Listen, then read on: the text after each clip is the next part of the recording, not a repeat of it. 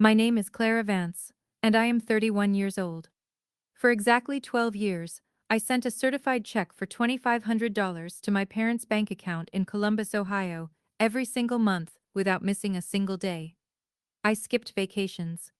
I lived in a studio apartment where the radiator hissed like a dying animal and the linoleum peeled under my sink. I drove a sedan with a rusted fender and a driver's side window that wouldn't roll down in January. I did it because my mother told me my father's medical bills were burying them. I did it because my sister Nora was supposedly working 3 jobs just to keep the roof over their heads. Then, 6 months ago, I collapsed on the floor of the pharmaceutical research lab, where I work as a senior chemist. My vision went black. My heart rate dropped to 34 beats per minute. The emergency room physician diagnosed me with advanced physical exhaustion and severe acute anemia. I spent 4 days in an ICU isolation wing, balanced precariously, on the razor-thin edge of complete organ failure. While the machines hummed and the IV lines dripped into my arm, I picked up my phone with trembling fingers. Called my mother. It went straight to voicemail. I called my father. Blocked. I called my sister Nora 14 times in 48 hours. Not one single person called back. Not a text, not an email, not a 3-word message to check if I was breathing or dead. 4 days of absolute, Arctic silence. That is how long it took for the architecture of my loyalty to collapse into dust. But when I finally walked out of that hospital, alive and hollowed out, I didn't cry. I didn't scream. I didn't pack a bag and drive to Columbus to demand an apology they would never give. Instead, I sat at my small kitchen table, opened my laptop, and hired a forensic accountant named Marcus Vance. No relation, just a man with a cold jaw and an unyielding ledger, to audit every single dollar I had sent home since the fall of 2014. What he found inside those bank statements didn't just break my heart, it re-engineered it. It turned the soft, yielding daughter I had been into a woman who reads lives like blueprints. It exposed a 12-year campaign of calculated, systemic deception that ran so deep it made me realize my family hadn't forgotten me. They had simply finished using me. But before we get into the heavy stock of this record, please take a brief moment to like and subscribe, but only if this story truly hits where you live. And drop your current location and your local time in the comments below. I want to know exactly where you are right now in the world while you listen to this. Now, let me take you back to a kitchen table in Columbus, Ohio, in the humid summer of 2014. To the last evening my mother ever looked at me with anything resembling affection. Growing up in the Vance house, there were 2 daughters, but there was only Wid who occupied the light. My sister Nora is 2 years younger than me. She came out of the womb looking like an illustration in a department store catalog. Soft blonde curls, wide blue eyes, and a laugh that sounded like silver coins spilling onto porcelain. My parents, Arthur and Eleanor Vance, salt-of-the-earth middle-class suburbanites, treated her like a fragile, priceless artifact. Arthur managed a regional retail shipping depot. Eleanor did part-time billing for a local dental practice. They were people who measured their entire worth by the crispness of their front lawn and the specific brand of car parked in their driveway. Appearances weren't just important to them, they were the oxygen they breathed. Nora gave them exactly what they wanted. She was the cheerleader, the homecoming court finalist, the girl who could talk her way out of a speeding ticket by smiling at the officer until he forgot why he pulled her over.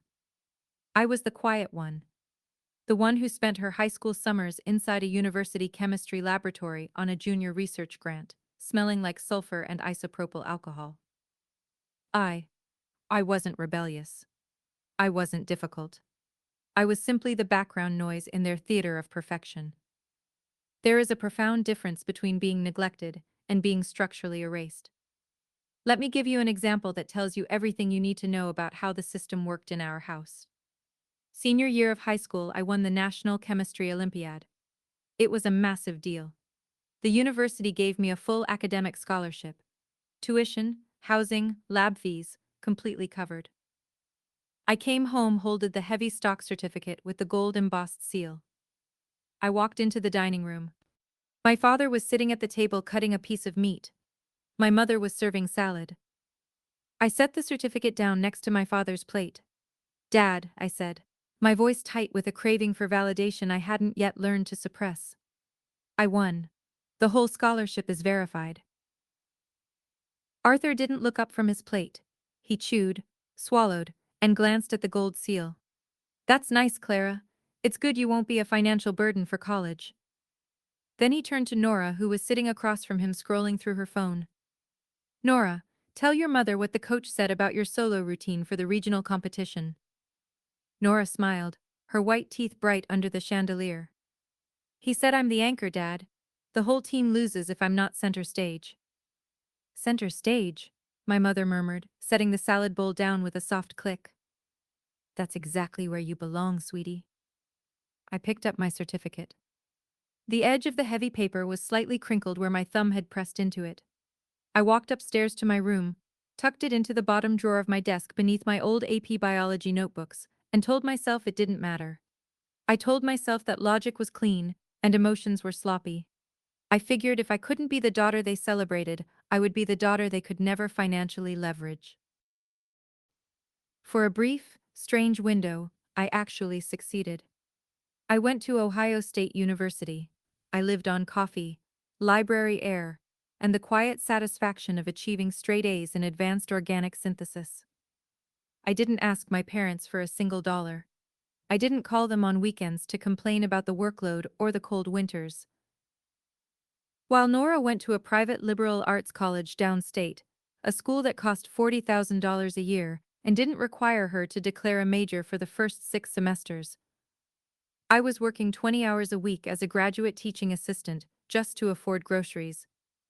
My parents paid for Nora's tuition, they paid for her apartment. They paid for her gas card, her spring break trips to Cabo, and the leather boots she wore to football games. Arthur took out a second mortgage on the house on Birch Avenue to cover it. I knew that because I saw the statement sitting open on his desk during the Y Thanksgiving dinner I attended in 2012. Then came the fall of 2014. The year the floor fell out from under the Vance family. I had just graduated with my master's degree in chemical engineering and landed my first real job at a major biomedical firm in Cleveland. Salary was $68,000 a year. To me, it felt like an unassailable fortune.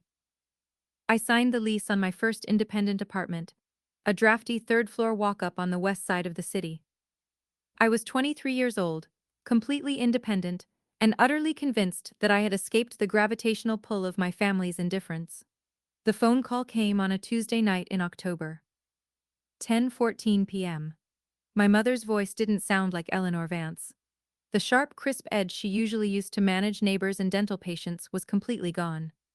It was wet, ragged, and trembling with a terrifying pitch. Clara! She sobbed, the sound of her breath rattling against the receiver. It's your father. His heart. He collapsed at the warehouse. They're taking him into emergency surgery right now. My hands went entirely cold. The beaker of distilled water I was holding dropped into the sink, shattering against the porcelain. Mom, what happened? Is he stable? It's a triple bypass, Clara, she wept. The insurance through the depot is refusing to cover the out-of-network surgical team. They're telling us the deposit alone is $15,000. Your father's business has been struggling for months and the bank is threatening to freeze our equity line. We don't have it. We don't have ents. I pressed my palm against the cool drywall of my kitchen to steady my legs. Where's Nora? Can she help? Nora is working 3 jobs, Clara. My. Mother snapped, her tone shifting for a microsecond into that old defensive armor she always wore when anyone questioned her youngest daughter. She's exhausting herself just trying to help me keep up with the mortgage. She's giving every cent she makes, but it's not enough. If we can't pay the medical bills, they're going to put a lien on the house. Your father will lose his pension. We'll be on the street. A long, suffocating pause stretched across the line. All I could hear is my mother's ragged breathing and the distant, mechanical beep of a car alarm outside my window. Clara, she whispered, her voice dropping into a register of desperate pleading I had never heard directed at me in 23 years. You have that good engineering job now. You don't have debt. You don't have a family to support. I need you to send $2,500 a month, just until the surgery is paid off. and your father can get back on his feet. Please. If you don't do this, we lose everything. $2,500 a month. That was nearly 40% of my take-home pay after taxes. It meant no savings. It meant eating instant ramen and stale bread. It meant walking 12 blocks to work through the Cleveland slush because I couldn't afford parking fees. But I looked at the dark glass of my kitchen window, thought about my father's bad knees and his tired eyes, and I made a calculated decision based on a currency I thought was real. Loyalty. I'll send it, Mom, I said, my voice level, steady, and entirely clinical.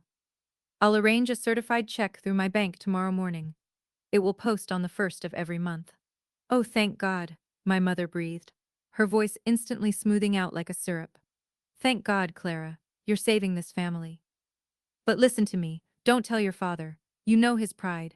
If he knew his oldest daughter was carrying his medical debt, it would kill him faster than the surgery. Keep it between us. Just a certified check to my personal account. Let me manage the billing. Understood, I replied. And Clara, she added, her tone dropping into a soft, conspiratorial whisper. Don't say anything to Nora either. She feels so guilty that she can't carry the whole weight herself. She's so sensitive. If she knows you're sending that much, it will break her heart. I won't say a word, Mom, I said. The line went dead. I sat on my kitchen counter for 20 minutes, listening to the drip of the faucet against the broken glass in the sink. My phone screen still showed the call duration, 7 minutes and 42 seconds. That's how long it took for my family to build the financial pipeline that would drain my life for the next 12 years. I set up the transfer the next morning. Every month, $2,500 left my account and moved into Eleanor Vance's personal checking system. Over the next 5 years, I tried to stay connected. I called my mother every other Sunday at 4 p.m. The conversations were always identical. Efficient, surface level, and entirely focused on what was missing. How is Dad's recovery going? I would ask, sitting on the floor of my drafty apartment with my knees pulled into my sweater. Oh, it's a slow road, Clara, she would sigh, her voice practiced and weary. The physical therapy bills are mounting. The medication costs are astronomical this winter. Thank God for that check, sweetie. It's the only thing keeping the lights on. Can I talk to him? I asked once, during a brutal blizzard in December of 2017. He's asleep, Clara, she said instantly. He had a very rough therapy session today. His heart just can't take the stress of long phone calls. I'll tell him you checked in. She never bid, I know that now.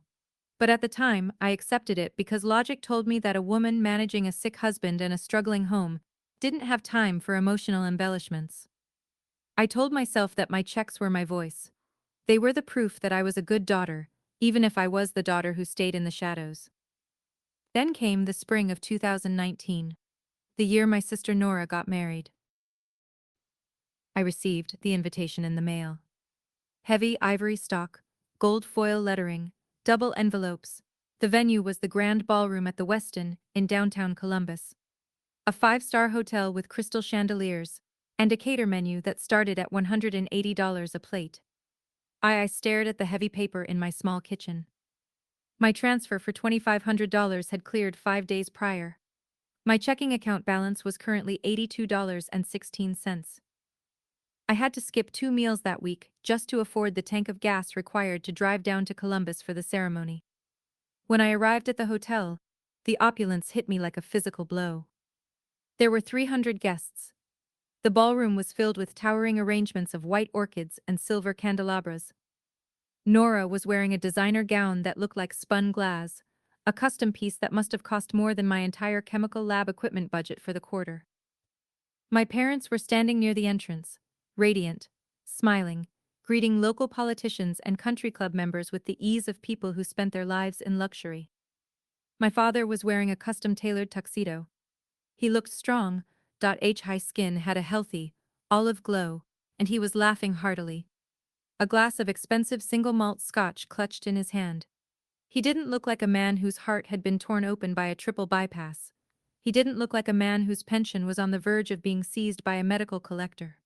I walked up to him, my thrift store dress suddenly feeling small and coarse under the crystal lights. Dad, I said quietly, reaching out to touch his sleeve. You look incredible. You look completely recovered. Arthur turned his head. The warmth in his eyes instantly cooled when his gaze found my face. Clara, he said, his voice flat, formal, and arctic. You made it. Good. He didn't hug me. He didn't ask how my drive from Cleveland was. He didn't ask about my job, my research, or my life. Your mother said you were too busy with your test tubes to help with the wedding planning, he said, his jaw setting into that old, judgmental line. Nora's new husband is a senior partner at a commercial real estate firm, Clara. His family belongs to the Riverside Country Club. It's a shame you couldn't find the time to support your sister for a milestone like this. Appearances matter. I stepped back, a cold, sharp knot forming right behind my ribs. Dad, I've been working 70 hours a week. I've been sending. Before I could finish the sentence, my mother intercepted me. Her hand clamped down on my forearm with a force that instantly cut off my words. Her fingers were cold, and her eyes held a panicked, vicious glare. Clara, she hissed, pulling me away from my father toward the shadow of a massive floral pillar. What did I tell you about your father's pride? If you bring up money, if you mention a single word about your transfers in front of his new in-laws, it will ruin everything. Do you want to humiliate him on his youngest daughter's wedding night? Is that why you came? No, Mom, I whispered, my voice cracking under the weight of a 12-year realization that was starting to tear through my skin. But look at him. Look at this ballroom. This wedding cost $50,000 minimum. Where did that money come from if the bank is freezing your equity? Nora's husband's family paid for most of it, Clara, she lied, her voice syrup again, but a cold, venomous syrup. We had to scratch and claw just to cover our small share. If it weren't for your checks, we wouldn't even have a house to go home to tonight. Now go find your seat. You're at table 18 near the service hall. Try not to make a scene. I stood behind that floral pillar for 10 minutes, watching my mother walk back to the head table, where she sat down next to Nora and her new wealthy husband. They clinked glasses. Camera flashes exploded against the ivory linens. Sheen na thai. Walked to table 18. It was wedged between a linen storage cart and the heavy double doors leading to the kitchen. Every time a server pushed through, a blast of heat and the smell of dirty dishwater hit the back of my head. My place card was printed in standard black ink on cheap paper. Clara Vance. I didn't eat the salmon. I didn't drink the wine. I sat there in the dark corner of that ballroom, listening to the clanging of pots behind my chair and the laughter of my family across the room, and I told myself that logic dictated persistence. I told myself that after the wedding, the bills would settle. The crisis would end. I just needed to get back to Cleveland. I drove home at midnight, the wet highway black under my headlights, completely unaware that the worst betrayal hadn't even been designed yet. The drive back to Cleveland after Nora's wedding felt like descending into a deep, airless well. Bop la fa. I watched the green highway signs flicker past in the dark. Mansfield, Ashland, Lodi. And I felt a strange cold vibration in my chest. It wasn't sadness. It was the sound of a structural foundation, dinkan into crack. I returned to my lab. I returned to my peeling linoleum. I returned to the $68 in my checking account. For the next 3 years, the cycle continued with a mechanical, soul-crushing precision. On the first of every month, I would log into my banking app. I would watch the $2,500 vanish. Andy Sharkid. I would wait for the "Thank you, Clara" text from my mother. That came like clockwork exactly 4 hours later. The check cleared, she would write. Your father had a rough night with his blood pressure. This is a godsend. Love you. I never got a text from my father. I never got a text from Nora. By the time 2022 rolled around, I was 30 years old. My peers at the pharmaceutical firm were buying houses, getting engaged, and posting photos of their Mediterranean vacations. I was still driving the rusted sedan. I was still wearing the same 2 pairs of black trousers I'd bought in 2016. My boss, Dr. R.S. Thorne, a man who saw through chemical compounds and human excuses with equal clarity, pulled me into his office in early June. Clara, he said, tapping a pen against a ledger, you're the most brilliant synthetic chemist I've hired in a decade. You've secured 3 patents for this company in the last 24 months. Your salary has nearly doubled with bonuses. Yet, you look like you're living on the street. Your shoes have holes in them. You've lost 12 pounds. If there is a problem, a debt, a threat, a situation, you need to tell me. Because the quality of your citation is slipping, and that I cannot allow. I looked at his mahogany desk. I thought about the $300,000 I had sent to Eleanor Vance's personal account over the last 8 years. I thought about the sick father, who looked so vibrant in his custom tuxedo. It's family, Dr. Thorne, I said, my voice barely a whisper. Medical debt. It's heavy. He looked at me for a long time. His eyes weren't sympathetic, they were analytical. Family is a system, Clara.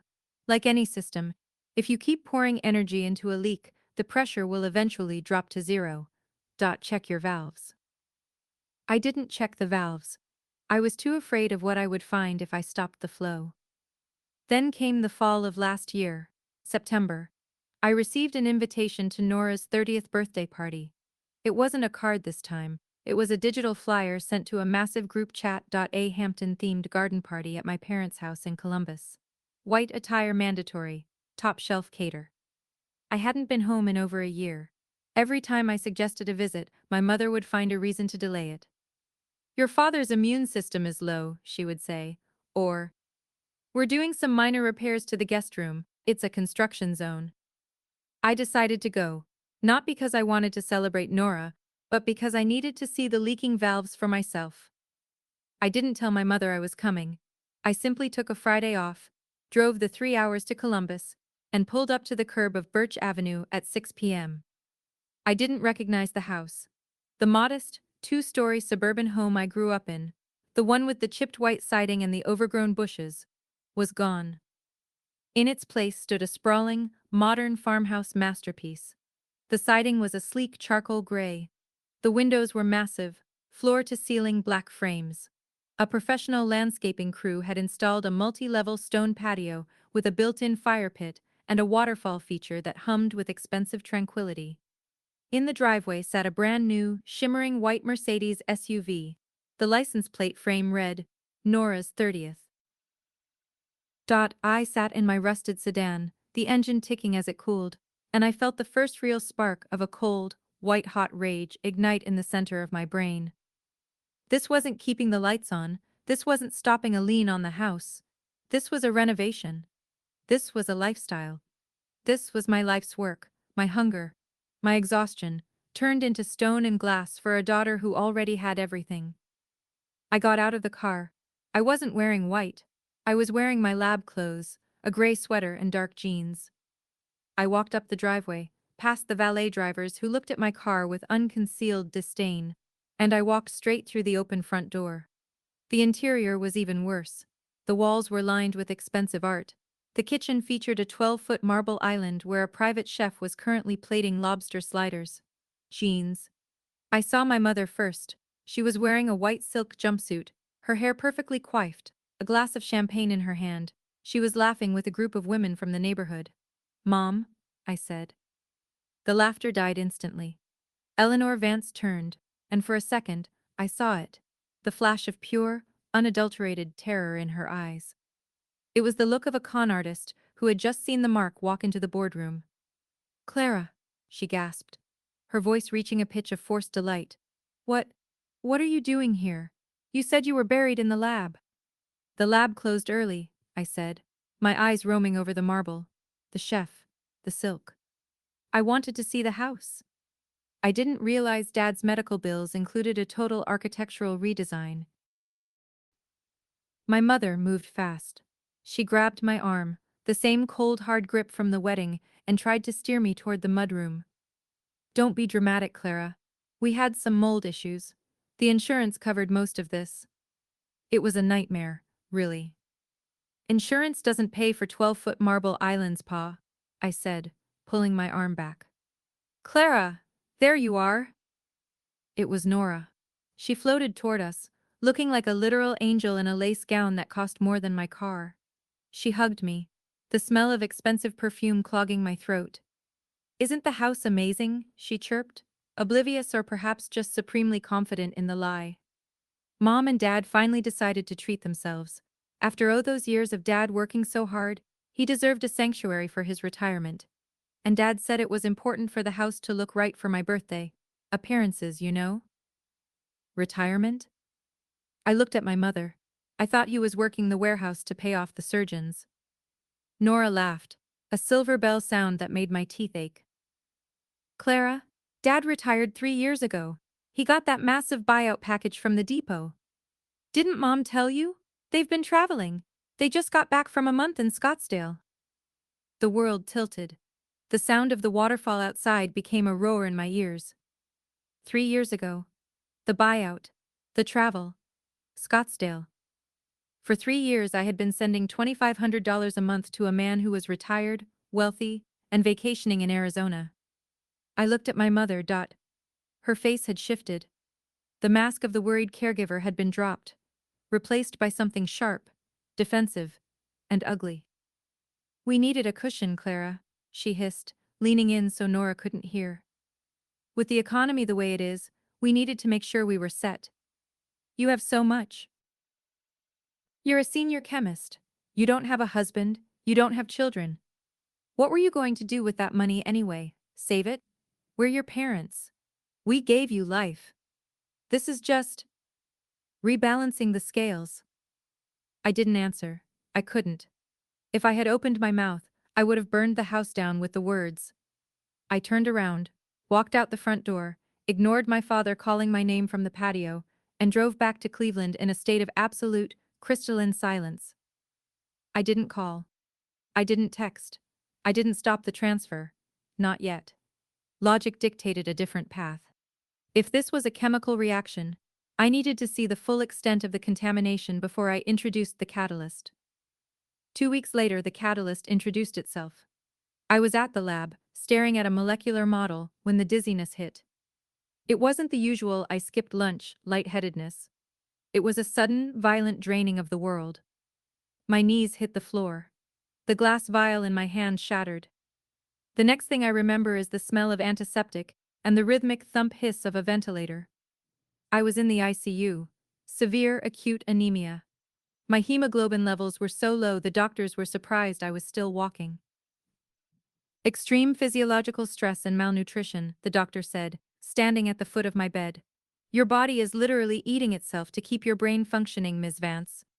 You need total rest, you need a blood transfusion, and you need to call someone. I called. I called my mother at 9:00 p.m., no answer. I called at 10:00 p.m., no answer. I called Nora. Voicemail. I sent a text to the family group chat. I am in the ICU, it's serious, I need help. I watched the read receipts. Eleanor Vance, read at 10:15 p.m. Nora Vance, read at 10:17 p.m. Arthur Vance, read at 10:20 p.m. Silence. 1 hour passed. 2. 4. At 2 a.m., a message finally popped up. It wasn't from my mother. It was from Nora. Clara. We're actually at the lake house this weekend for Dad's retirement anniversary. The service is really spotty. I'm sure you're fine. You always overdramatize things when you're stressed. Take some iron pills and call us on Monday when we're back in the city. Don't ruin Dad's weekend with this, okay? He needs his rest. I stared at the screen until the light burned my retinas. Dawn ruined Dad's weekend. I looked at the IV line in my arm. I looked at the bag of donated blood hanging above me. For 12 years, I had bled my bank account dry to fund their anniversaries and their lake houses. And when I was literally bleeding out in a hospital bed, I was an inconvenience. I was overdramatic. I realized then that my mother was right about pun thing. The scales did need rebalancing, but she had no idea how heavy the other side was about to become. On my third day in the hospital, Dr. Thorne walked into my room. He wasn't carrying flowers, he was carrying a laptop and a thick manila folder. I tracked down the forensic accountant you mentioned, Thorne said, sitting in the plastic chair by my bed. Marcus Vance. He's been digging for 72 hours. He found the medical billing account your mother set up. He opened the folder and slid a spreadsheet onto my lap. Clara, he said softly. There were no medical bills. Not in 2014, not in 2017, not ever. Your father's surgery was fully covered by the depot's executive insurance plan. The $15,000 deposit? It was never paid because it never existed. I looked at the numbers. Every cent I had sent, $360,000 over 12 years, had been moved from the medical account into a private investment portfolio. An investment portfolio held in the name of Nora Vance. My mother hadn't just been stealing from me to live a better life. She had been systematically harvesting my salary to build a multi-million-dollar trust fund for my sister. I was the unpaid laborer building Nora's empire. But as I scrolled down to the bottom of the spreadsheet, I saw a final entry.a transaction from 3 days ago, the day I went into the ICU.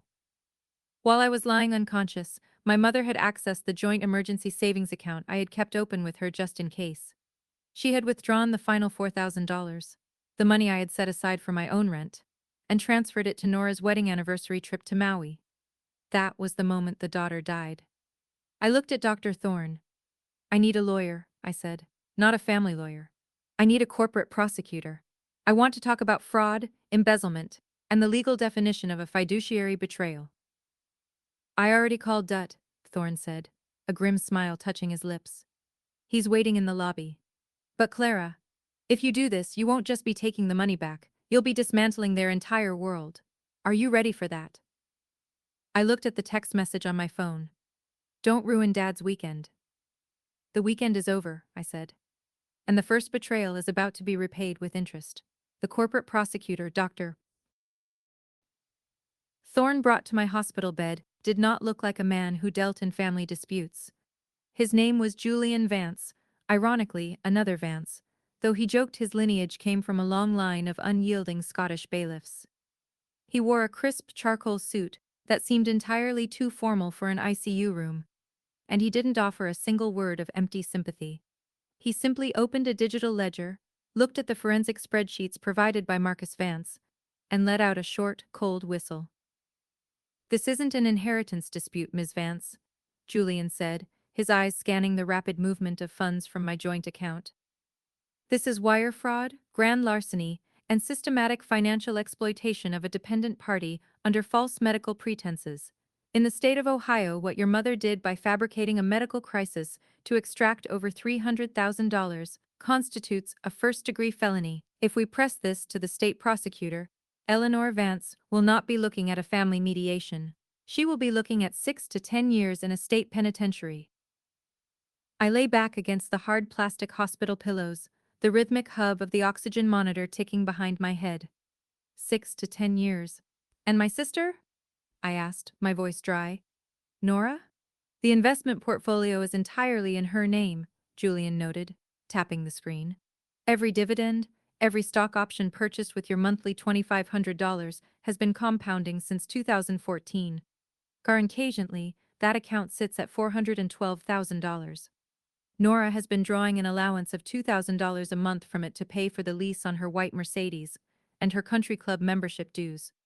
Whether she knew the source of the funds or not, the account is a direct product of criminal fraud.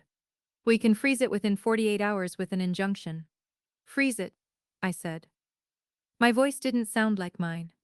It sounded like the automated voice on the lab's chemical safety monitors, flat, absolute, devoid of human residue. Freeze everything, Julian. Do not send a warning. Do not call a family meeting. Let the system do what it was designed to do. Understood, Julian replied, shutting his laptop with a sharp, decisive click. The paperwork will hit the financial institutions by Thursday morning. Enjoy your recovery, Ms. Vance. The weather is about to turn very cold in Columbus. I stayed in the hospital for 2 more days. My family never called back. On Friday morning I was discharged. I walked out into the pale, watery autumn sunlight of Cleveland, hailed a cab to my apartment, and prepared myself for the inevitable explosion. It happened at exactly 4:14 p.m. on Friday afternoon. I was sitting at my small kitchen table, drinking hot tea to soothe the raw scrape in my throat left by the medical tubes, when my phone began to vibrate so violently it skittered across the wood.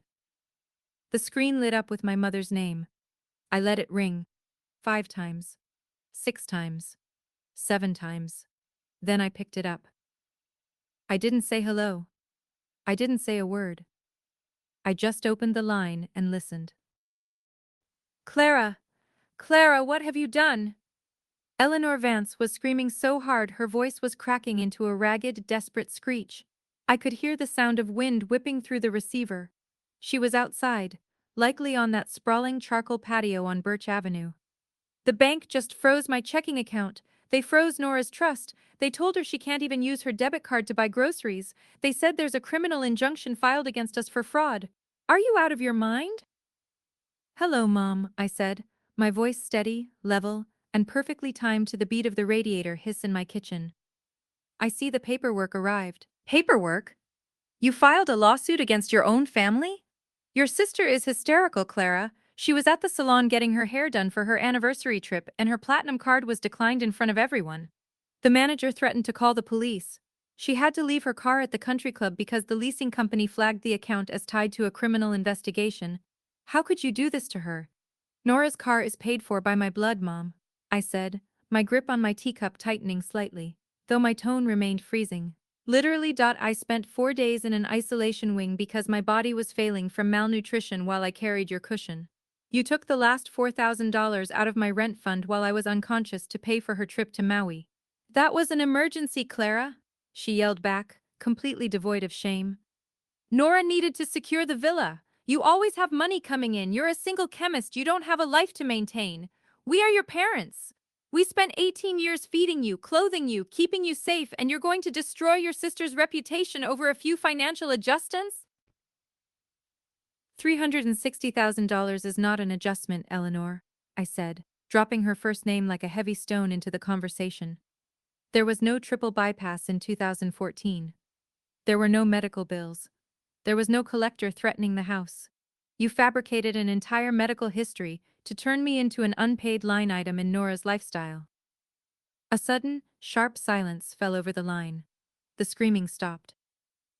When my mother spoke again, the forced panic was gone, replaced by a low, venomous hiss that made the hair on my arms stand up. Matt, Dad. You always were an ungrateful, cold-hearted little bitch, Clara, she whispered. From the time you were a child, sitting in that dark room with your books, looking down your nose at this family because we liked beautiful thing. You think you're so smart with your degrees and your research? You're nothing. You're a tool. That's all you've ever been. Your father and I gave everything to Nora because she is the light of this family. She represents us. You're just the background noise. If we had to do it all over again, I'd take twice as much and I wouldn't waste a single penny on your tuition. The words didn't hurt. That was the strange thing. In chemistry, when you introduce an acid to a base, you expect a violent eruption, but sometimes, if the solution is completely saturated, it simply freezes solid. My heart was entirely saturated. Thank you, Mom, I said quietly. I needed that on the record. What do you mean on the record? She snapped. Julian. I called out into my apartment. From my small living room. Julian Vance stepped into the kitchen doorway, holding his smartphone. He had been patched into the call through an encrypted legal recording line, verified and witnessed under Ohio statute. We have the full admission of intent and character, Miss Vance, Julian said clearly into the microphone. Thank you, Eleanor. This audio will be submitted to the Franklin County Prosecutor's Office along with the forensic audit on Monday morning at 9 o'clock. My mother let out a sharp, choked gasp, and then the line went dead. I set the phone down on the table. My hands weren't shaking. My breath was completely even. I looked at Julian. What's the next step? I asked. Now we wait for the family to realize that the architecture they built has no foundation left, Julian said. They have 48 hours before the grand jury is seated. They will try to find a crack in your armor, Clara. Be ready. The crack didn't come from my mother. It came from my father. On Saturday afternoon, a heavy knock sounded on my apartment door. I opened it, to find Arthur Vance standing in the drafty hallway. He wasn't wearing his custom tuxedo or his country club polo. He was wearing an old, faded flannel shirt and a pair of worn work boots. Outfit he used to wear to the shipping depot before he retired. He looked older. The healthy olive glow I had seen at Nora's wedding was entirely gone, replaced by a gray, papery complexion that made him look like a man whose clock was running down. "Clara," he said, his voice husky and low. "Can I come in?" I stepped aside without a word. He walked into my small, cramped apartment, his eyes taking in the peeling linoleum, the small stove, the rusted radiator that was currently clanking like a ghost in the corner. He sat down at the wooden table, his large, calloused hands flat against the grain. "Your mother told me what happened," he said, looking down at his knuckles. She's in a bad way, Clara. She's up at night, throwing up, talking to lawyers who are telling her she might go to prison. Nora's husband is talking about filing for a legal separation because his family's real estate firm can't be associated with a criminal grand jury. The whole house, everything we built, it's falling apart. "You built it with my life, Dad," I said, standing by the counter, my arms crossed over my chest. "Did you know?" Arthur closed his eyes. A long, painful tremor ran through his shoulders. "I didn't know about the medical lie, Clara. I swear to you on my mother's grave, I didn't know Eleanor told you I was dying. I thought you were just being incredibly generous. Eleanor told me your pharmaceutical company was paying you millions in bonuses for those patents. She told me you wanted to build a trust for Nora because you didn't have a family of your own and you wanted to make sure your sister was taken care of." I stared at him. The sheer, staggering weight of the manipulation was breathtaking. My mother hadn't just lied to me. She had systematically insulated my father from the truth, using his pride to keep him from ever asking me about the money. "And you never checked, Dad?" I asked, my voice cracking slightly for the first time. "For 12 years, you saw your oldest daughter driving a rusted car, wearing clothes from a thrift store, never taking a vacation, and you just assumed I was a millionaire who preferred to live like a pauper?" "I wanted to believe it, Clara," Arthur suddenly shouted, looking up, his eyes wet and bloodshot. "Don't you see? I spent 35 years breaking my back at that depot, feeling like a failure because I couldn't give my daughters the kind of life the country club people had. When Eleanor told me we were rich, when she showed me the investment accounts, and said our family was finally center stage, I wanted to believe it so badly that I didn't ask questions. I let my pride blind me." He reached across the table, his hand trembling as he tried to grasp my fingers. "Please, Clara. Forgive us. If Eleanor goes to prison, it will kill her. If Nora's husband leaves her, her life is over. Drop the charges. We'll pay you back. Every cent. We'll sell the modern farmhouse. We'll sell the Mercedes. We'll go back to the old way. Just don't destroy your own family." I looked at his hand. I thought about the little girl who had set her chemistry Olympiad certificate next to his plate, hoping for nothing more than a single glance of genuine pride. I thought about the woman who had collapsed on a cold laboratory floor because she was starving herself to pay for his fictional recovery. "It's too late, Dad," I said, my voice dropping back into that Arctic mechanical register. "The state prosecutor already has the files. The system is in motion. I didn't destroy this family.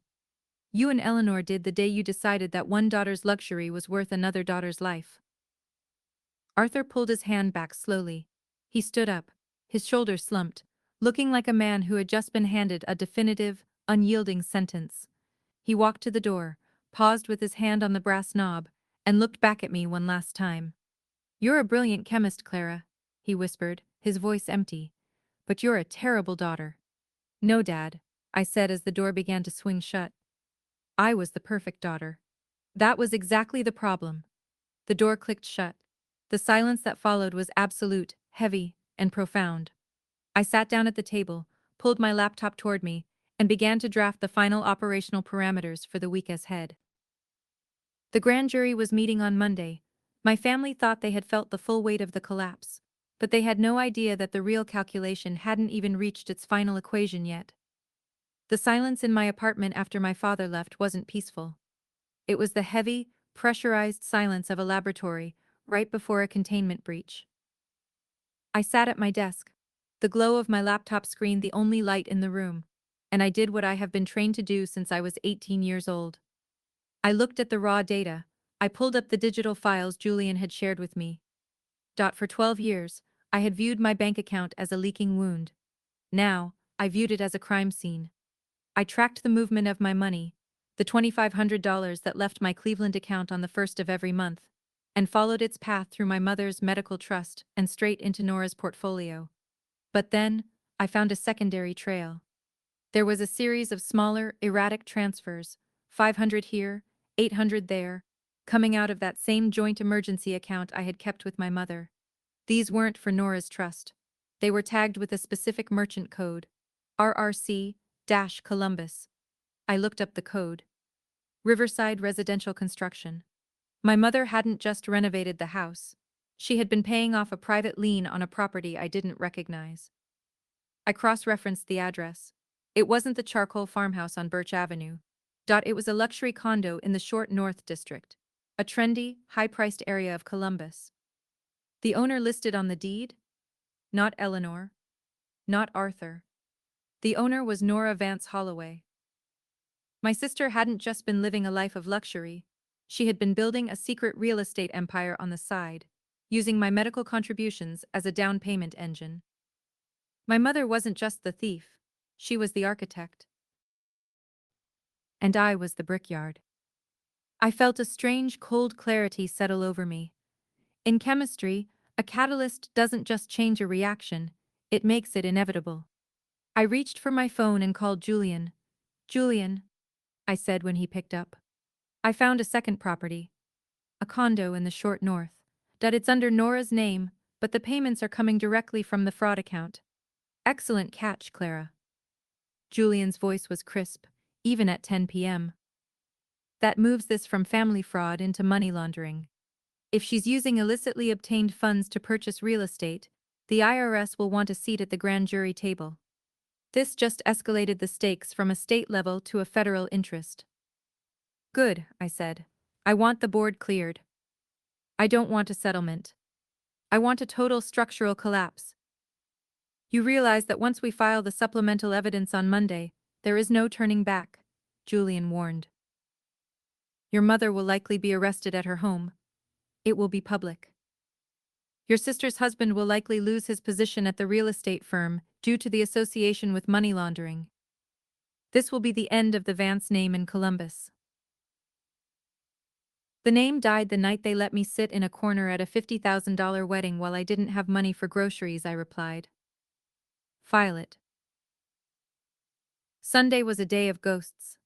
I spent it walking through Cleveland, moving through the streets where I had spent a decade being a ghost myself. I walked past the restaurants I could never afford to enter. I looked at the shop windows filled with clothes I had convinced myself I didn't need. I realized that my family hadn't just stolen my money, they had stolen my youth. They had turned my 20s into a marathon of survival while they ran a victory lap on my dime. I ended my walk at the hospital. Not as a patient, but as a visitor. I went to the ICU wing and stood outside the heavy glass doors. I watched the nurses moving with their clipboards. I watched the flickering monitors. I remembered the feeling of being in that bed, watching the read receipts on my phone, realizing that to the people who shared my DNA, my life was worth less than a weekend at a lake house. That was the moment I realized I wasn't doing this for revenge. Revenge is emotional. Revenge is messy. I was doing this for reclamation. I was taking back the person I was supposed to be before they turned me into a resource. Monday morning, 8:45 a.m. I was standing in the lobby of the Franklin County Courthouse in Columbus. I was wearing a new suit, expensive, but sharp, navy blue, and paid for with the first paycheck I had kept entirely for myself in 12 years. Dr. Thorne was standing beside me, a silent, granite presence. Are you ready, Clara? He asked. The calculations are finished, Aris. I said. Now we just observe the result. Julian walked through the revolving doors, carrying a heavy leather briefcase. He looked at me and gave a single, sharp nod. The prosecutor is waiting. The grand jury is being seated. But there's a development. What? Your sister is here, Julian said, gesturing toward the far end of the lobby. I turned. Nora was standing by the elevators. She wasn't wearing white lace today. She was wearing a trench coat, her hair pulled back in a messy bun, her face pale and swollen from crying. When she saw me, she didn't scream. She didn't charge at me. She simply walked over, her steps heavy and hesitant. "Clara," she whispered, her voice trembling. "Please, just 5 minutes, please." I looked at Julian. He checked his watch. "You have 10 minutes before we're called in." I walked with Nora to a small quiet alcove near the records department. She turned to face me, and for the first time in my life, I saw my sister without the center stage glow. Just she looked small. She looked terrified. "They took the car this morning, Clara," she said, her voice a ragged breath. "A tow truck pulled into the driveway at 6 a.m. My husband, he left. He took a suitcase and moved into a hotel. He told me his firm is launching an internal audit because of the Short North condo. He said he can't be married to a criminal element." "You are a criminal element, Nora," I said, my voice flat. "You've been living on $360,000 of stolen labor." "I didn't know," she sobbed, clutching her coat. "Mom told me it was an inheritance from Grandma Vance. She said you didn't want the money because you were focused on your career and you wanted me to have a head start. I believed her because it was easier than wondering why you were so miserable all the time." I stepped closer to her, so close I could see the fine lines of panic around her eyes. "You believed her because you're a parasite, Nora. You've been a parasite since we were children. You liked the light, and you didn't care whose shadow you had to stand in to get it. You saw me at your wedding. You saw my dress. You saw my car. You knew I was sending money every month. Did you ever once, just once, ask me how I was doing?" Nora looked down at the floor, her tears dripping onto the polished marble. I I thought you liked being the martyr. I thought it was your way of feeling superior to us." The sheer, staggering narcissism of her answer almost made me laugh. "Martyr? No, Nora. I was a scientist. I was a daughter. And now, I'm the person who is going to make sure you have to work for every single cent you spend for the rest of your life. Clara, please." She grabbed my hand, her fingers cold and desperate. "Mom is 70. She won't survive prison. Dad's heart. It really is bad now. The stress of the investigation. The doctor says he's at risk for a real stroke. If you go in there and give them those records, you're killing them. Is that what you want? Is your pride worth their lives?" "Don't talk to me about pride, Nora," I said, pulling my hand away. "And don't talk to me about Dad's heart. You used his heart as a prop for a decade. You don't get to use it as a shield now." "We're your family!" she shrieked, the old entitled Nora flashing through for a second. "You're a biological coincidence," I replied. "My family is back in that lab. My family is the doctor who saved my life while you were at a lake house. My family is the man standing by the elevator who is actually protecting my interests." I turned my back on her and walked away. I didn't look back when I heard her collapse onto the bench, her sobs echoing to the marble hallway. I met Julian and Dr. Thorne at the door of the prosecutor's office. Julian handed me a pen. "This is the final affidavit, Clara," he said. "Once you sign this, the state will issue the warrants for Eleanor Vance and the seizure of the Holloway Vance assets. It's the point of no return." I took the pen. I thought about the 12 years of certified checks. I thought about the ICU. I thought about the charcoal farmhouse built on a foundation of lies. I signed my name. The movement of the pen was smooth, practiced, and entirely without hesitation. It was the most honest thing I had done in a decade. We entered the office. The prosecutor, a woman with iron gray hair and eyes like a hawk, looked up from her desk. "Ms. Vance, thank you for coming. We've reviewed the forensic audit. The scale of the deception is unprecedented for a family matter.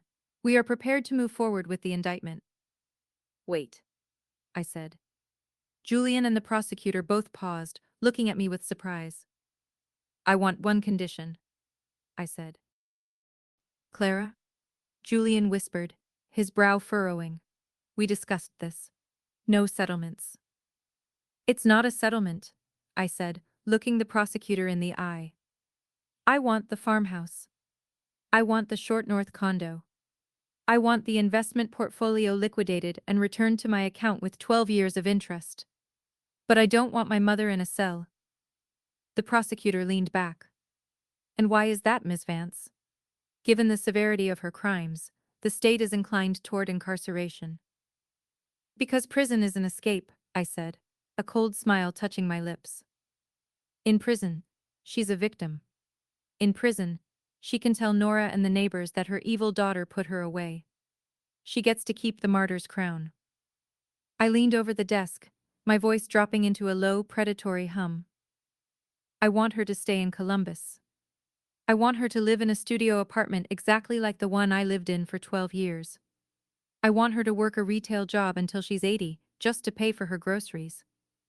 I want her to see me on the news, winning awards, living the life I built, while she peels linoleum under her sink. I want her to be invisible, just like I was. The room went silent. Dr. Thorne looked at me with a mixture of horror and profound respect. Julian slowly let out a breath. You want a structural life sentence, Julian murmured. I want a chemical balance, I corrected. I want her to feel the weight of the shadow she put me in. The prosecutor looked at the files, then back at me. We can negotiate a plea deal that includes total asset forfeiture, a lifetime of monitored restitution, and a permanent restraining order. She won't be in a cell, but she will be in a cage of her own making. Do it, I said. I walked out of the office 10 minutes later. The warrants were being prepared, but not for arrest. They were for eviction. I walked past Nora, who was still sitting on the bench. I didn't say a word. I didn't have to. The center stage was being dismantled, the lights were being turned off, and for the first time in 12 years, I was the one walking into the sun. But as I reached the courthouse steps, my phone buzzed. It was a restricted number. I answered. Clara? It was my mother. Her voice wasn't screaming anymore. It was quiet, hollow, and terrifyingly calm. The movers are here, Clara. The men in the suits. They're taking the furniture. They're taking the car. Your father. He's just sitting on the patio, looking at the waterfall. I know, Mom, I said. You think you've won, she whispered. You think you've balanced the scales. But you forgot one thing, Clara. You're a Vance. And a Vance never goes down without making sure everyone else feels the fire. What did you do, Eleanor? I asked, a sudden chill blooming in my gut. I didn't just spend your money on houses, Clara, she said, a ghost of a laugh rattling in her throat. I spent it on information. Check your email. I sent a little gift to your boss, Dr. Thorne, and to the ethics board at your pharmaceutical firm. You see, I know all about the unauthorized use of lab resources you used to run those private tests for your patents. I know how you cut corners to get ahead. My heart stopped. If I'm going to live in a studio apartment, Clara, she hissed, then you're going to live in none right next to me. Pren. Because I'm taking your career to the grave with me. The line went dead. I looked at Dr. Thorne, who was standing a few feet away, his phone already in his hand, his face turning a sickly shade of white.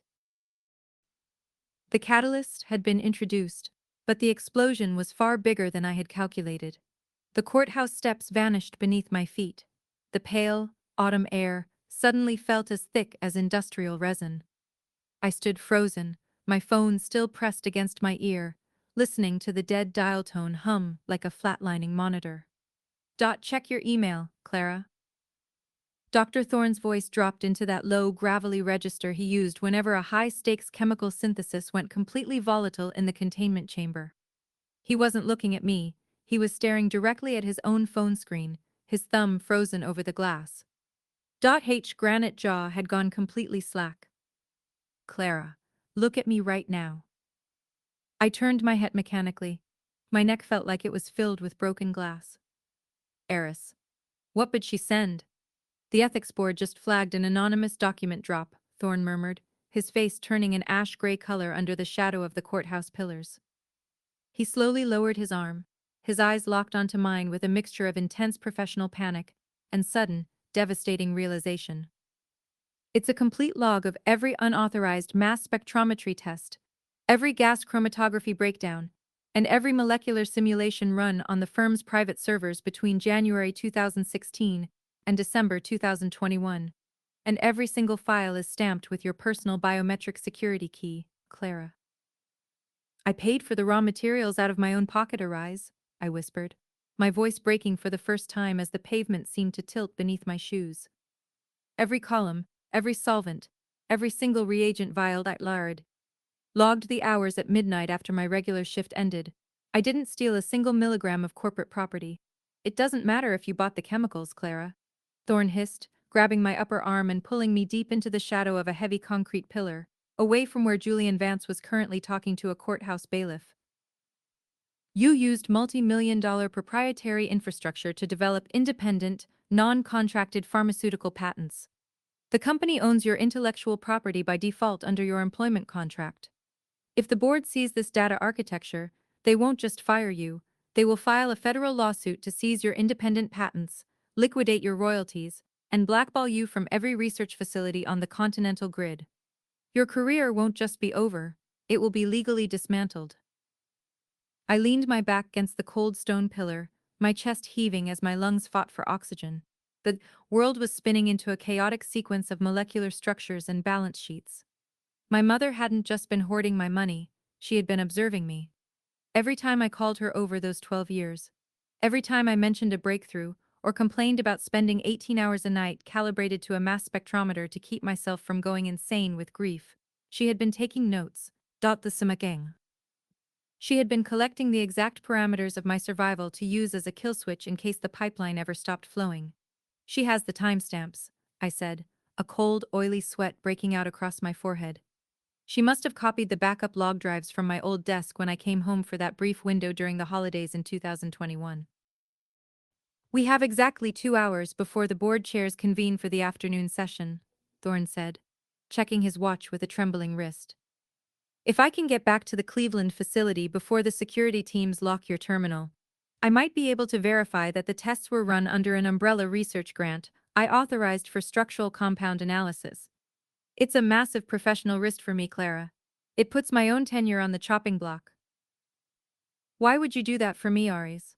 I asked, looking at his tired eyes. Because you're a chemist, Vance, he said, his voice hardening back into granite. And I refuse to let a parasitic family structure destroy a mind that can cure diseases, just because they want to keep buying luxury cars. Get Julian. We need a counter-offensive before the corporate lawyers issue a freeze order on your life.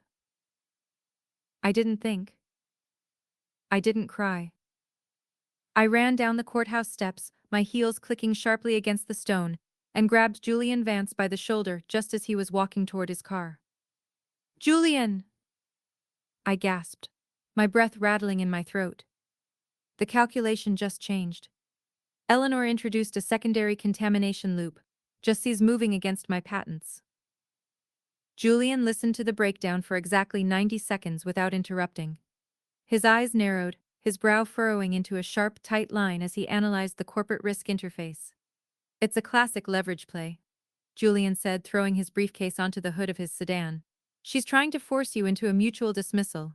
If she can threaten your entire livelihood, she thinks you'll drop the asset forfeiture and let Nora keep the Short North condo and the investment portfolio just to save your career. Can she do it? I asked. Legally?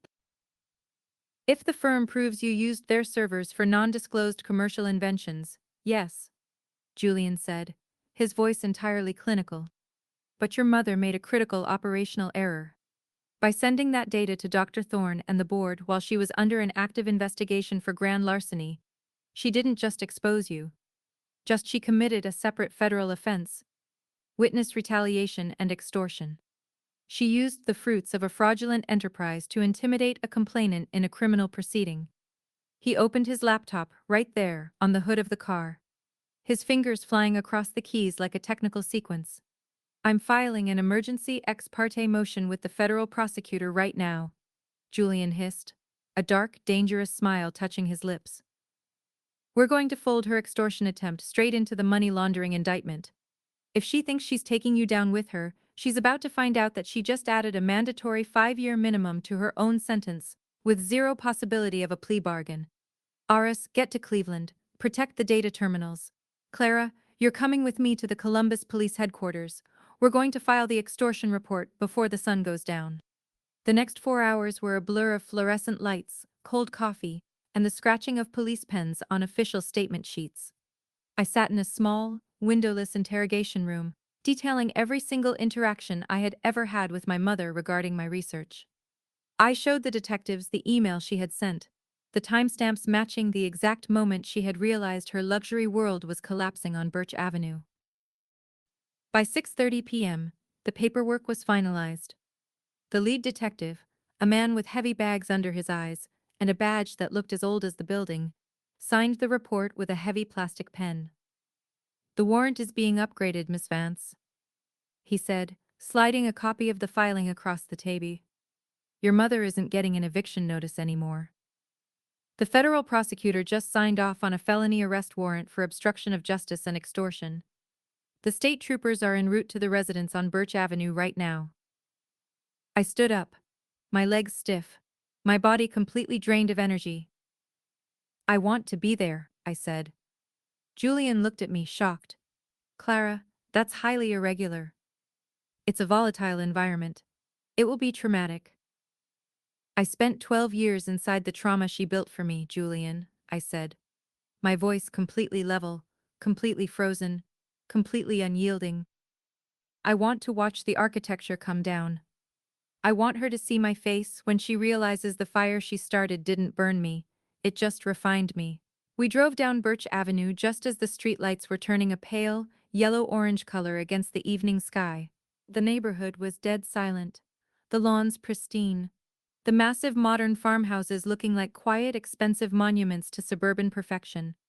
But outside number 114, the tranquility was completely shattered. 2 state trooper cruisers were parked across the curb, their red and blue lights flashing violently against the modern charcoal gray siding of my parents' house.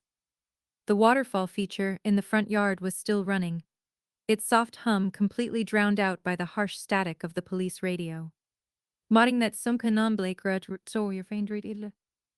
Oh, at only over to here. The fun frayed cheapon, they everybody."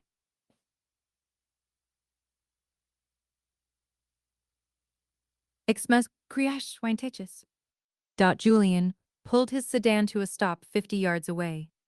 I opened the door and stepped out into the cold evening air. I walked down the sidewalk, my steps slow and deliberate, until I reached the edge of the driveway. Through the massive glass windows of the living room, I could see the movement of figures. Then, the heavy front door swung open. 2 state troopers came out first. Between them walked Eleanor Vance. She wasn't wearing her white silk jumpsuit anymore. She was wearing an old, oversized gray cardigan and dark trousers. Darts. Her hands were pulled behind her back, her wrists encased in bright, silver steel handcuffs that caught the flashing blue light of the cruisers. Her hair was completely disheveled, falling across her face in wild, silver-streaked strands. She looked broken. She looked tiny. Jotchvi looked like a ghost that had been dragged out into the noonday sun. Behind her walked my father, Arthur.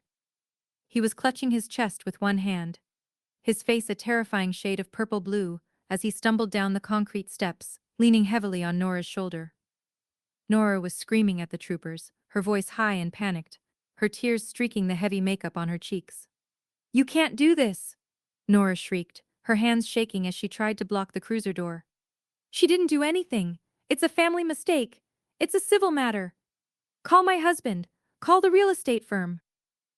"Step back, ma'am," the trooper said, his voice a wall of absolute authority as he guided my mother toward the rear seat of the vehicle. Just before they lowered her head into the car, Eleanor Vance turned. Her eyes scanned the crowd of whispering neighbors, the flashing lights, the stone patio, and then, finally, her gaze locked onto me.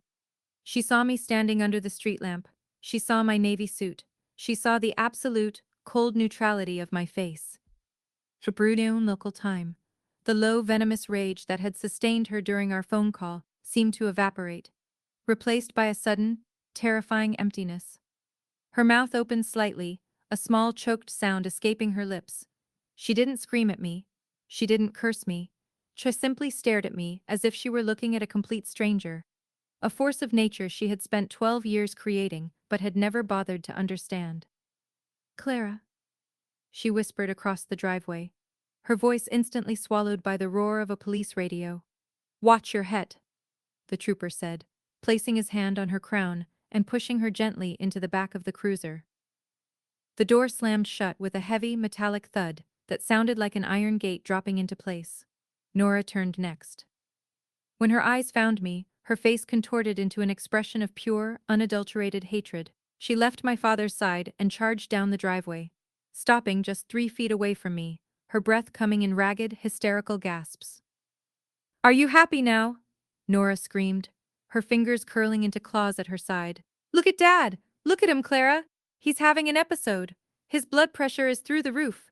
If he dies tonight, his blood is on your hands. You did this. You brought the police to our house. You ruined my marriage. You ruined everything because you couldn't stand to see me happy. I looked at my sister. I looked at her expensive lace sleeves, now stained with her own tears. I looked past her to my father, who had collapsed onto the stone steps. A neighbor currently holded a glass of water to his lips. No, Nora, I said, my voice dropping into a register so quiet, so cold, so absolute that she actually stopped screaming to hear it. I didn't ruin anything. I just stopped paying the electric bill for your theater. The lights went out. This is just what the stage looks like in the dark. Before she could answer, my phone vibrated in my pocket. I pulled it out. It was a text message from Dr. Thorne. I opened it, expecting the worst. I expected a notice of termination. I expected a notice of asset seizure from the firm. Instead, the message read, Terminal secured. I found the 2016 contract addendum. Your patents were filed under a secondary independent contractor waiver we signed during the pandemic restructuring. That the firm has zero claim on your royalties.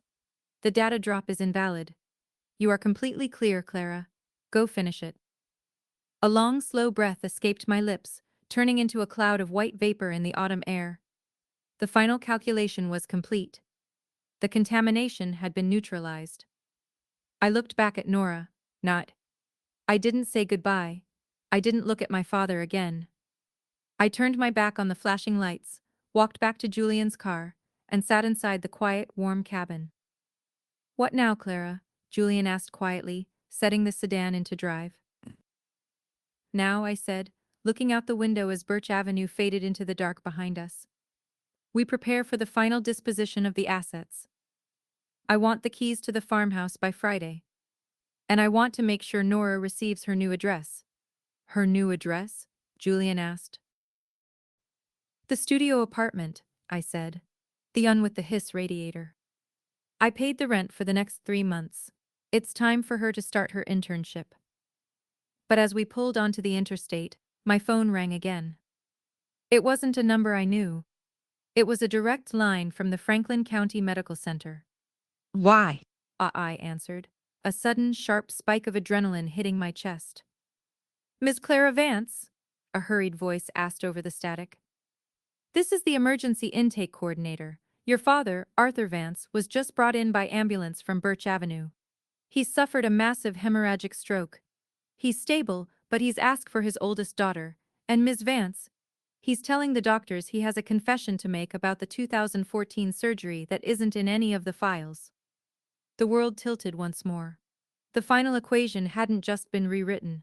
It was about to explode into a completely different dimension of truth. The hospital smell of antiseptic, copper, and ozone never changes.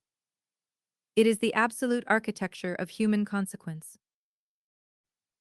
I stood outside room 412 of the Franklin County Medical Center, watching the rhythmic green line of the telemetry monitor display my father's dying heart rate. Nora was not there. Julian's emergency legal freeze had hit her personal account an hour prior. She was currently stranded at a police station downtown, attempting to secure a signature bond for our mother. But for the first time in 31 years, it was just Arthur Vance and his oldest daughter. Stripped of the theater, the country club illusions, and the protective barrier of Eleanor's calculated malice. I pushed the heavy wood-grain door open. The hinges didn't make a sound. My father looked completely transformed by the stroke. The left side of his face had slackened, dragging his mouth down into an asymmetrical, weeping line. His breathing was heavy, wet, and labored, carrying the distinct rattle of a mechanism that had reached its mechanical limit. When his right eye flickered open and found me standing at the foot of his bed in my navy suit, a sudden, desperate spasm passed through his chest. "Clara." His voice was a thick, muddy rasp, the syllables colliding behind his teeth. You came." "I came for the data, Dad," I said, walking to the side of the bed. I didn't take his hand. I didn't touch the plastic guardrails. I stood perfectly straight, an analytical observer tracking the final decline of a flawed system. "The coordinator said you had a confession regarding 2014. The surgery." Arthur closed his eyes, two heavy tears carving a path through the gray, translucent skin of his temples. The deposit," he breathed, his fingers twitching against the white hospital sheet. "The 15,000. For the out-of-network team." "Eleanor, she didn't invent that number to buy a couch, Clara." "I know," I replied, my voice cool and even. "Marcus Vance tracked the transfer. It went straight into Nora's custom stock portfolio." "No," Arthur choked, a sudden violent cough rattling his ribs as the monitor behind him spiked to 112 beats per minute. "The portfolio that came later. In 2014, there was an investor. A private developer named Harrison Holloway. Nora met him at a country club mixer downstate. He was 42, she was 21. He wanted a project. A proprietary commercial strip near the University District." I leaned in closer, my brow furrowing as the chemical logic of the timeline began to rearrange itself. "What does a commercial developer have to do with your heart, Dad?" "He didn't want Nora for her mind, Clara," Arthur whispered, his voice cracking into a dry, agonizing wheeze. "He wanted a front.A local LLC registered under a clean name with zero credit liability, so he could funnel undisclosed zoning bribes through a suburban residential account. Your mother found the ledger. She saw what he was doing. She didn't call the police. She didn't protect Nora."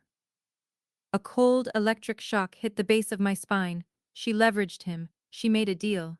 My father wept, his right hand suddenly reaching out to grab the hem of my jacket with a weak, trembling grip.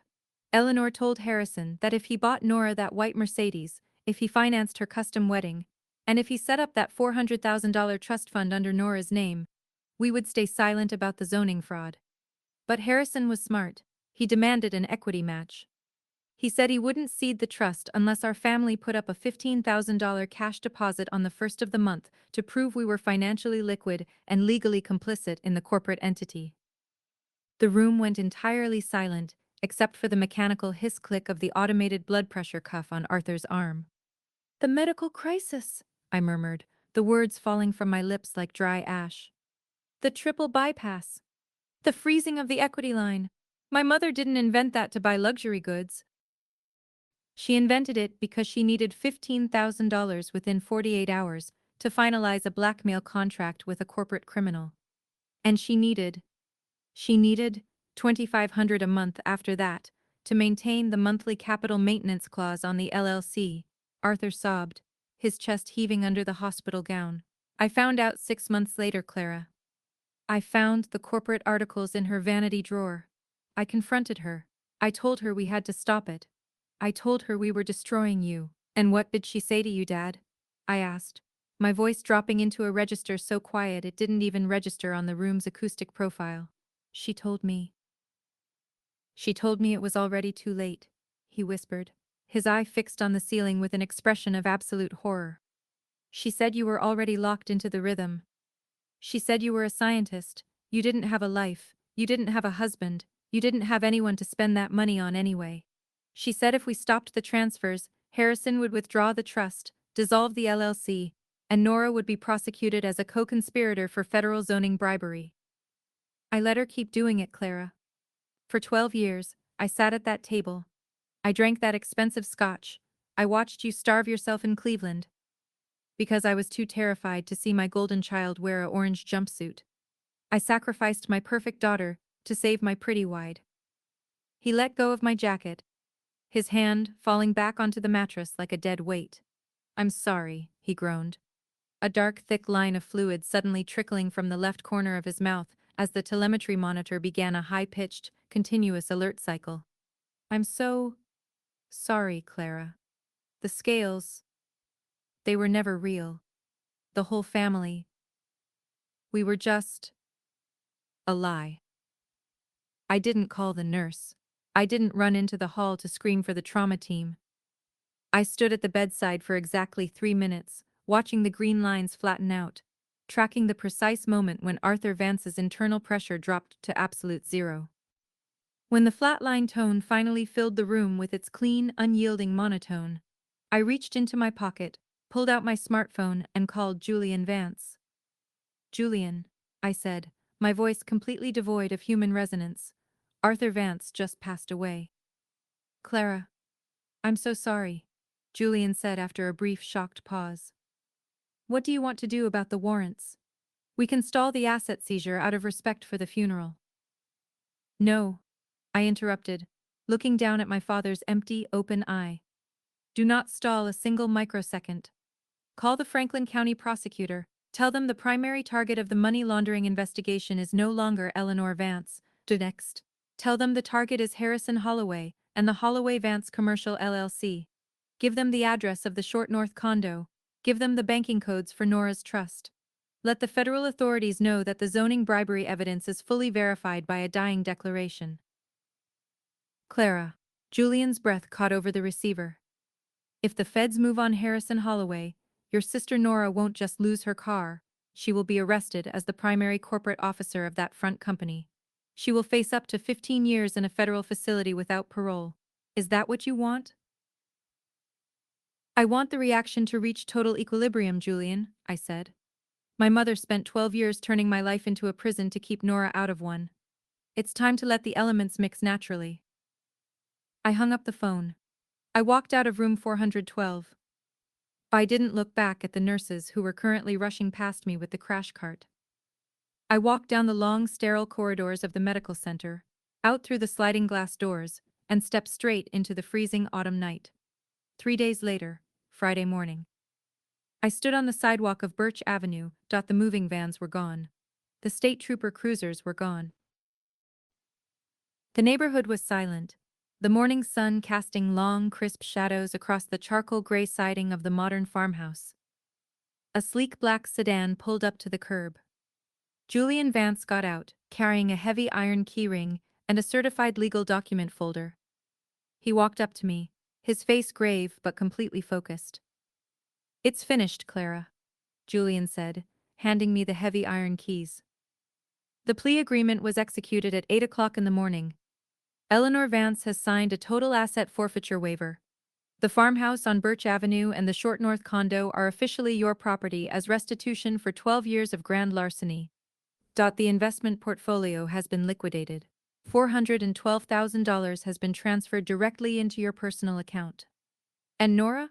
I asked, turning the heavy keys over in my palm. Harrison Holloway was arrested at his corporate headquarters in Cincinnati last night, Julian reported, adjusting his cuffs. He took a plea deal within 40 minutes.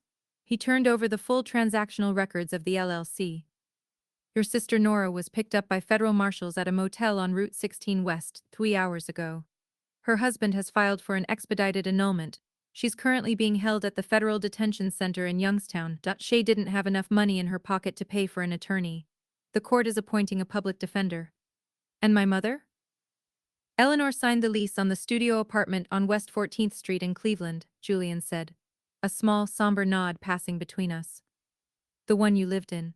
She started her orientation shift at a regional discount apparel outlet this morning at 7 o'clock. Under the terms of her monitored restitution, 70% of her weekly minimum wage earnings will be automatically deducted and deposited into your savings account for the next 15 years. She is completely alone, Clara. The country club people have blocked her number. Nora refuses to see her from the detention wing. She has nothing left but the sound of that radiator. Thank you, Julian, I said. What are you going to do with the house, Clara? He asked, looking up at the towering black-framed windows of the farmhouse. Are you going to move in? It's a beautiful place. I looked at the charcoal stone, the professional landscaping, the waterfall feature that was currently dripping frozen icicles into the marble basin. I thought about the $360,000 of my youth that had been melted down to build this monument to deception. No, I said. A clean, genuine smile touching my lips for the first time in 12 years. Call a commercial demolition crew, Julian. I want the house torn down by Monday morning. I want the land cleared, salted and sold to the city as a public park. I don't want a single brick of my mother's illusion left standing on this street. Julian looked at me for 3 long seconds. Then a slow, respectful smile broke through his legal armor. Consider it done, Ms. Vance. The bulldozer will be here at dawn. I walked away from Birch Avenue, my boots crunching firmly against the gravel. I didn't feel angry. I didn't feel hollow. I felt like a scientist who had successfully isolated a pure, unadulterated element from a highly toxic compound. I returned to Cleveland that afternoon. I went straight to the pharmaceutical lab. The security terminal cleared my biometric key with a crisp, cheerful green beep. Dr. Thorne was standing by the main workbench, a steaming beaker of fresh black coffee in his hand, his eyes scanning a long strip of molecular tracking data. Vance, he said without looking up, his voice the same old unyielding granite. You're late for your shift. The titration on the synthesis compound is sitting at .04. We need to run the structural stability tests before the weekend chairs review the patent date. I'm on it, Aras, I said, slipping my white laboratory coat over my shoulders, the clean, heavy cotton feeling more like armor than any silk jumpsuit ever could. I walked over to the mass spectrometer, calibrated the digital sensors, and watched the clean, bright line of the data sweep across the screen. My salary was mine. My patents were mine. My life was entirely, unassailably my own structure. I turned toward the camera lens of my mind, looking straight at the record of my own survival. That is my story. For 12 years I sent money home every month because I believed in a currency called loyalty. That the day I got sick, not one person called back. And that absolute silence was the greatest gift they ever gave me. It forced me to look at the data. It forced me to check my valves. It allowed me to realize that you can love your family and still choose to dismantle their architecture when it threatens to bury you alive. Now I have a very specific question for you, the audience listening to this record right now. If you had found that spreadsheet in that hospital bed, would you have signed the federal affidavit against your own mother? Or would you have dropped the charges to save your father's heart? Drop your exact answer, your locate, and your local time in the comments section below. I read every single line, and I want to know how you would balance the scales under identical family terms. And if you know someone who is currently starving their own life to feed a toxic family loop, please share this record with them. Sometimes, people need to be told that they are legally allowed to stop giving. Subscribe to the channel, leave a like, and I will see you in the next video.